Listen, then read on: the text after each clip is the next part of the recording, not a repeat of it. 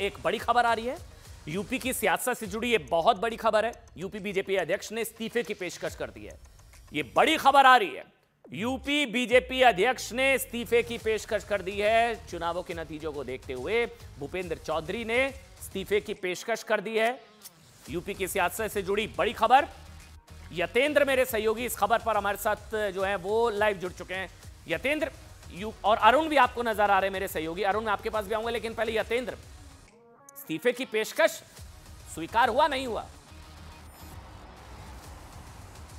बिल्कुल अमन, जिस तरह से उत्तर प्रदेश के जो नतीजे आए लोकसभा में वो बड़े चौंकाने वाले थे और बीजेपी के लिए काफ़ी निराशाजनक ये परिणाम माना जा रहा है, क्योंकि हमेशा कहा जाता है कि जो केंद्र की सत्ता का रास्ता जाता है वो उत्तर प्रदेश से जाता है। और उत्तर प्रदेश में इस बार जो आंकड़ा बिगड़ा जो बीजेपी का, उसने भी केंद्र के आंकड़ों को बिगाड़ने का काफ़ी तौर पर काम किया, क्योंकि करीबन 25 से 30 सीटें कमाई। और जो साफ तौर पर दिखाई देता है कि किस तरह से सहयोगी दलों की वैशाखियों के सारे या बीजेपी यानी कि एनडीए के सारे जहाँ अपने बहुमत पर आई, तो इसका एक बड़ा रीजन था कि उत्तर प्रदेश में जो प्रदर्शन होना चाहिए था वो प्रदर्शन नहीं होना चाहिए। और सूत्रों का दावा है कि भूपेंद्र चौधरी जो उत्तर प्रदेश बीजेपी के अध्यक्ष, उन्होंने बीजेपी अध्यक्ष जेपी नड्डा को इस्तीफे की पेशकश कर दिया। हालांकि अभी तक इस्तीफा स्वीकार नहीं हुआ, लेकिन जिस तरह से ये इस्तीफे की पेशकश की गई है वो संकेत है कि उत्तर प्रदेश में जो भी स्टेक होल्डर हैं या जिस तरह से भी प्रदेश अध्यक्ष आगे आए हैं, तो आने वाले समय में बाकी आगे के दूसरे लोग भी इस्तीफे की पेशकश कर सकते हैं। क्योंकि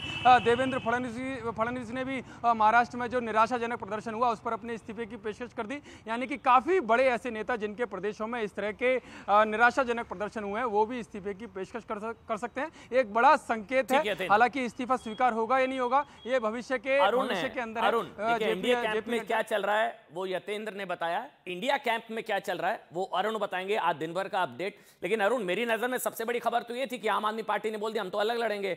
आज आचार संहिता खत्म और गठबंधन भी खत्म हो गया आम आदमी पार्टी और कांग्रेस का। अरुण,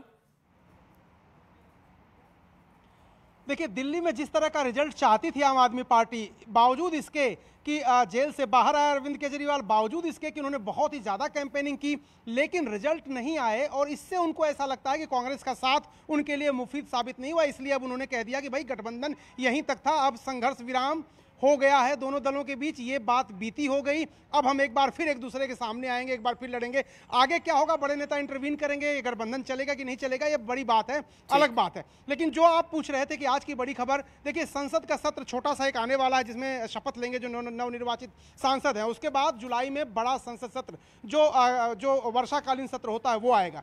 ऐसे संकेत मिल रहे हैं कि जो शेयर मार्केट को लेकर राहुल गांधी ने आज आरोप लगाए हैं, उसके चलते जेपीसी की जो मांग की है, अब ये सत्र भी हंगामेदार होने वाला है। क्योंकि अब विपक्ष की संख्या बढ़ गई है, लगभग 234-35 सांसद उनके पास हैं, तो वो अब पहले की तरह कुछ सांसद वॉकआउट कर जाते थे। उनका ये मानना है कि उनकी बात सुनी नहीं जाती थी। अब पूरी गंभीरता के साथ और पूरे दलबल के साथ सदन के अंदर भी और सड़क पर भी इस मुद्दे को वो लोग उठाएंगे। तो आने वाले दिनों में शेयर का जो मुद्दा है, शेयर मार्केट का, एग्जिट पोल का, वो बड़े पैमाने पर इंडिया गठबंधन उठाने वाला है। बहुत बहुत शुक्रिया अरुण, ये खबर